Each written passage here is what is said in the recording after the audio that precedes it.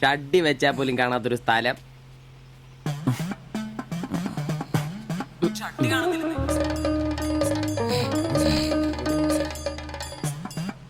എടാ എടാ നീ എന്റെ ഷഡ്ഡി ഇടണ്ട കാണിച്ചേ ഒന്നും ഇട്ടിട്ടില്ല.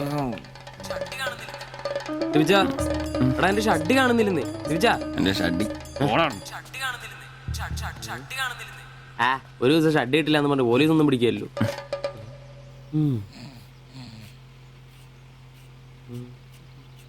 കോപ്പാടാ നേരെ നമ്മൾ എത്ര എന്നിട്ട് പോടാ. ഞാനിന്ന് പണിക്ക് പോകുന്നില്ല. എടാ നേരം എത്ര നിനക്കൊന്നും പണിക്കും ചരക്കും പോകാനില്ലേ? എനിക്കിന്ന് പണിയില്ല. പണിയില്ലെന്ന് എടാ രാത്രി കള്ളു കുടിച്ചെന്ന് പറഞ്ഞ് മുത്തി കിടക്കാതെ ഏറ്റി പണിക്ക് വന്ന് നോക്കടാ. എന്റെ സെബാസ്റ്റ്യൻ പുണ്യാളാ കറികളുടെ കിടപ്പ് കണ്ടിട്ട് കൊതിയായിട്ട് പാടില്ല. എന്നെ കൊണ്ട് പണിയെടുപ്പിച്ച് ഞാൻ ഒരുത്തനും വിചാരിക്കണം മര്യാദ എന്റെ പണിക്ക് വന്ന് നോക്കൂ. രാവിലെ തന്നെ ഒച്ചെടുക്കലടാ ഊളെ. പിന്നെ ഞാൻ മാത്രം എന്തിനാ പണിക്ക് പോകുന്നത്? അല്ലെങ്കിലും ഇന്ന് ഞാൻ പോയില്ലെങ്കിൽ എന്റെ ശില്പമോളാരെ ടൗണിൽ കൊണ്ടുപോയിടും. ഈ ആംബ്രോസേട്ടനെ കണ്ടില്ലെങ്കിൽ അവക്ക് ചിലപ്പോ വിഷമായാലോ. മോളാണ് എന്റെ ഊർജം. ഇല്ല ചേട്ടൻ മടി പിടിച്ചിരിക്കില്ല. മോളെ കാണാൻ ദേ വരുന്നു.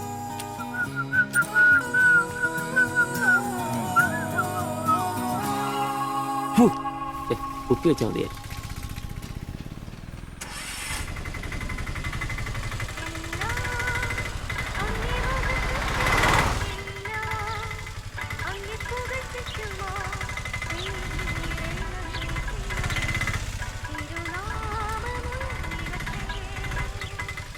വക്രത നിറഞ്ഞ പാപലോകത്തിൽ നീ വിളിച്ചു വേദിരിച്ച നിഞ്ജനം നിന്റെ പൊന്നു നാമം മുഖത്തിനായി ദിനം ശോഭിപ്പാൻ കൃപ നൽകണമേ.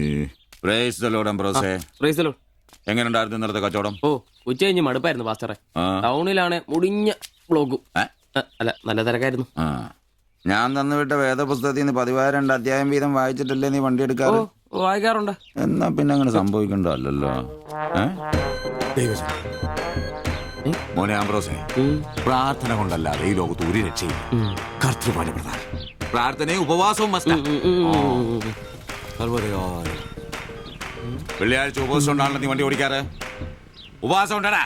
ഉണ്ട്. ഹല്ലേലൂയ, സ്തോത്രം. പരിശുദ്ധാത്മാവിന്റെ ഒരു തുടിപ്പ്, ദൈവവിളിയുടെ ഒരു പ്രസരിപ്പ് നിന്റെ മുഖത്ത് ഞാൻ കാണുന്നു. നീ വലിക്കില്ല, കുടിക്കില്ല, ദൈവഭയമുണ്ട്. Hallelujah, praise the Lord. അതുകൊണ്ടാണല്ലോ എന്റെ വിശുദ്ധ പൗലോസിന് ഓടിക്കാൻ ഞാൻ നിന്നെ തന്നെ ഏൽപ്പിച്ചിരിക്കുന്നത്. അല്ല പാസ്റ്ററെ, ഞാൻ ഇന്നാള് പറഞ്ഞ ഈ വണ്ടിയുടെ പേരൊന്നും. മോനെ ആംബ്രോസ്, ഒരു ഓട്ടോയ്ക്കിടാൻ പറ്റിയ ഏറ്റവും മനോഹരമായ പേരാണ് ഞാൻ ഇട്ടിരിക്കുന്നത്. വിശുദ്ധ പൗലോസ്. വിശുദ്ധ പൗലോസ് ഓട്ടോറിക്ഷക്കാർക്ക് വേണ്ടി എഴുതിയിട്ടുള്ളതായിട്ടുള്ള 2-ാം ലേഖനത്തിൽ, തീമോത്തിയോസ് 2-ാം ലേഖനം 4-ാം അധ്യായം 7-ാം വാക്യത്തിൽ ഓട്ടോറിക്ഷക്കാരെ കുറിച്ചും ഓട്ടോയെ കുറിച്ചും പൗലോസ് അപ്പോസ്തലൻ വ്യക്തമായി തന്നെ പറയുന്നുണ്ട്. ഓട്ടോക്കാരെ കുറിച്ചോ? നീ വായിച്ചിട്ടില്ലേ? ഇല്ല. ഞാൻ നല്ല ഓട്ടമോടി എന്റെ ഓട്ടം പൂർത്തിയാക്കി. ഇതിലെ ഓട്ടം ഓട്ടോക്കാരുടെ ഓട്ടത്തെ സൂചിപ്പിക്കുന്നേ. നീ സമയം കിട്ടുമ്പോഴേ വല്ല ഹർത്താലം വല്ല മതി, ഇങ്ങോട്ടൊന്ന് ഇറങ്ങണം. കുറച്ച് ദൈവവചനങ്ങള് ഈ തങ്കച്ചമ്പാസനൊക്കെ വ്യാഖ്യാനിച്ചിരുന്നുണ്ട്. നീ വന്നേ. എന്തിനാ? പിന്നൊരു കാര്യം നീ മനസ്സിൽ വെച്ചാ മതി, ആരും പറയാൻ നിൽക്കണ്ട. ചർച്ചിൽ ഞാനിപ്പോ ചില അടയാളങ്ങളൊക്കെ കാണിച്ചു തുടങ്ങി. കഴിഞ്ഞ ഞായറാഴ്ച ചർച്ചിൽ ഒരു തലമൂത്ത സഹോദരന്റെ കൊച്ചുമോക്കെ ഭയങ്കര പനിയും ജലദോഷവും എന്റെ അടുക്കളോട്ട് കൊണ്ടുവന്നിട്ട് തങ്കച്ചൻ മാസ്റ്റർ ഒന്ന് പ്രാർത്ഥിച്ചാട്ടെ. ഞാൻ പ്രാർത്ഥിച്ചു സൂതിപ്പ് നടത്തി കോച്ചിന്റെ മൂക്കൊരു തുടരം കിട്ടും. ആ നിമിഷം പോയി. മൂക്ക് പോയോ? മൂക്കല്ല, മൂക്ക് അടപ്പ് പോയി. ഇപ്പൊ പലരും വരുന്നുണ്ട്, തങ്കച്ചൻ ഭാഷ ഒന്ന് പ്രാർത്ഥിക്കണം, തങ്കച്ചൻ ഭാഷ ഒന്ന് പ്രാർത്ഥിക്കണം എന്ന് പറഞ്ഞു. നിനക്ക് പ്രാർത്ഥിക്കണം?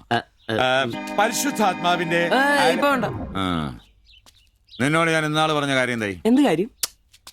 എടാ നീ രക്ഷിക്കപ്പെടുന്ന കാര്യം. അങ്ങനെ നിന്റെ രക്ഷയ്ക്കായി നീ സ്നാനപ്പെട്ട നിന്റെ ശമ്പളത്തിൽ ഡെയിലി 17 രൂപ കൂടി തരും. ഒരു നിസ്സാര കാര്യം ആലോചിക്കുക.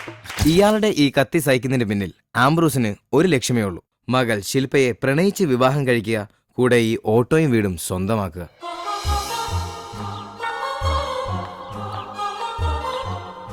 മോളെ നീക്കൊന്ന് പ്രാർത്ഥിച്ചിട്ട് പോവാം.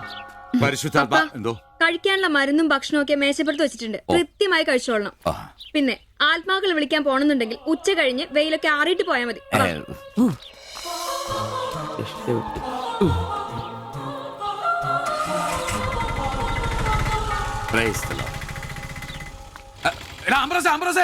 അച്ഛന്മാര് കന്യാസ്ത്രീകൾ ഓട്ടോറിക്ഷ കയറിയ 5 രൂപ കൂടുതൽ മേടിച്ചോടാ. ആ പ്രൈസ് ദി ലോർഡ്.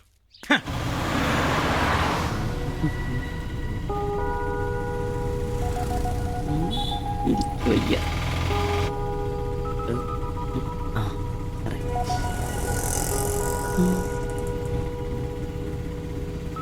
പഠിത്തമൊക്കെ എങ്ങനെ പോകുന്നു? നേരെ നോക്കി വണ്ടി ഓടിക്കാം ബ്രോസേ. ഓ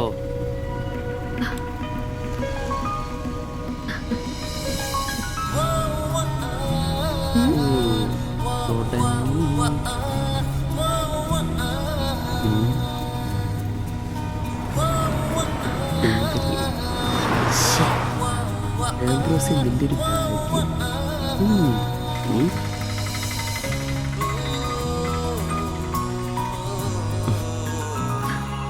വൈകിട്ട് എന്നെ ചുമ്മാ നോക്കി നിർത്തിയേക്കരുത്. ഏയ്. സമയം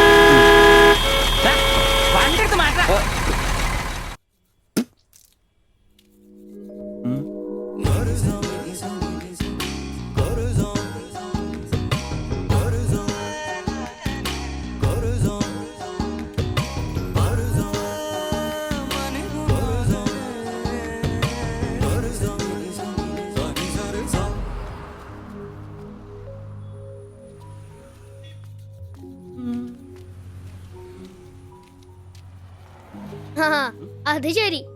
എന്റെ ടീച്ചറെ വായ നോക്കുവല്ലേ? നിന്റെ ഒരു ഉണക്കം ടീച്ചർ അവിടെ മലരോ നോണയൊന്നും പറയണ്ട, എനിക്കെല്ലാം അറിയാം.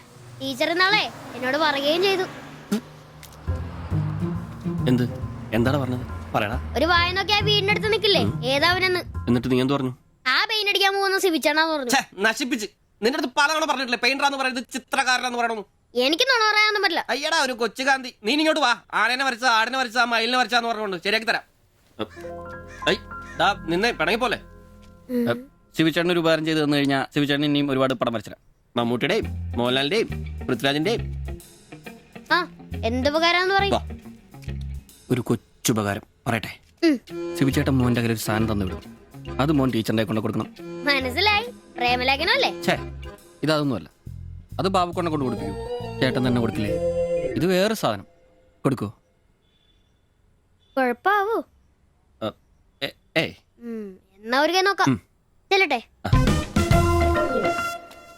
എന്നതാടാ രാവിലെ തന്നെ കറങ്ങി നടക്കുന്നേ? പഠിക്കാനൊന്നുമില്ലേ? ഞാൻ നമ്പീശാച്ചാന് സോപ്പ് എടുക്കാൻ പോയതാ. ആ, പോയിരുന്നു പഠിക്കേ.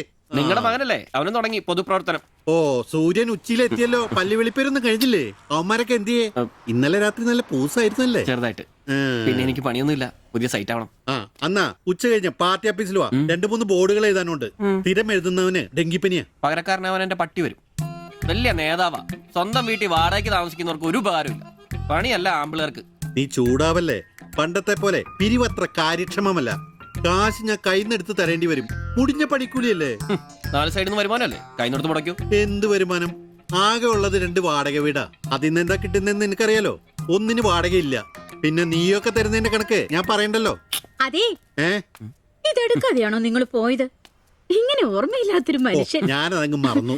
ഡാ സിബി, നീ അറിഞ്ഞോ നമ്മുടെ നമ്പീശൻ ചേട്ടൻ ചെയ്തൊരു ചെയ്ത്ത്? നീ അറിഞ്ഞില്ലേ? ഇല്ല. അങ്ങയുടെ ശരീരം മരണശേഷം ഏതോ മെഡിക്കൽ കോളേജിൽ പിള്ളേർക്ക് പഠിക്കാൻ കൊടുത്തോളാം. എവിടെ ഒരു മെഡിക്കൽ ക്യാമ്പിൽ വെച്ച് ഒപ്പിട്ട് കൊടുത്തു. അതേന്നേ. അങ്ങേര് ബന്ധം കൊണ്ടോ സ്വന്തം കൊണ്ടോ എന്റെ ആരുമല്ല. എന്റെ അപ്പന് ഈ സ്ഥലം വാങ്ങിച്ചപ്പോ അന്നത്തെ ഉടമയുടെ സഹായത്തിന് നിന്നതാ ഈ കാർന്നൂര്.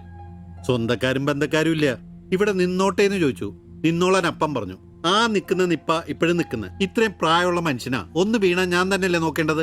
അപ്പൊ പിന്നെ എന്നോട് പറയാതെ മെഡിക്കൽ കോളേജിൽ പോയി ഒപ്പിട്ടത് ശരിയാന്നോ? ഇറക്കി വിടുക വേണ്ടത്. പക്ഷെ അയാളെ കാണുമ്പോ അപ്പന്റെ മുഖം മനസ്സിൽ വരുന്നേ. ദാ വരുന്നു. ആശുപത്രിക്കാർക്ക് ഈ അടുത്ത കാലത്തൊന്നും കിട്ടില്ല. മുട്ടിഞ്ഞ ആയിസ. ഒന്ന് നിന്നേ. നന്ദി വേണം കാർന്നോരെ, നന്ദി. മെഡിക്കൽ കോളേജിൽ പോയി ഒപ്പിടുന്നതിന് മുമ്പേ എന്നോടൊരു വാക്ക് ചോദിക്കായിരുന്നല്ലോ. എന്റെ മാത്തച്ച, ഞാൻ അങ്ങനെ കരുതി കൂട്ടിയൊന്നും ചെയ്തതല്ല. കണ്ണൊന്ന് കാണിക്കാൻ വേണ്ടി പോയപ്പോ ചില കാര്യങ്ങളൊക്കെ അവര് പറയുന്നത് ശരിയാന്ന് തോന്നി. ഇതിപ്പോ മേലാതാകുമ്പോ അവര് വന്നങ്ങ് കൊണ്ടുപോയിക്കൊള്ളൂന്ന്. നിങ്ങൾക്കും ബുദ്ധിമുട്ടില്ല. എന്നാ ഇത്രയും കാലം നോക്കിയിട്ട് ചെലവിങ് തന്നേരെ. എടി ലിസി, ഇനി ഇവിടെ നിന്ന് ശരിയാകില്ല. സിബി, ഓഫീസിലേക്ക് ഒന്ന് വന്നേരെ. കൊറേ നേരം ആയല്ലോടാ ചോദിച്ചോണ്ട് നിൽക്കുന്നത്. പെങ്കൊച്ചങ്ങ് പോയില്ലോടാ. ഏത് പെണ്ണ്? ഏത്? അറിയത്തില്ലല്ലേ? ഒറ്റയടിക്ക് വിളിക്കും കേട്ടോ. പോ. എങ്ങനെ ഗുണം പിടിക്കുവാ?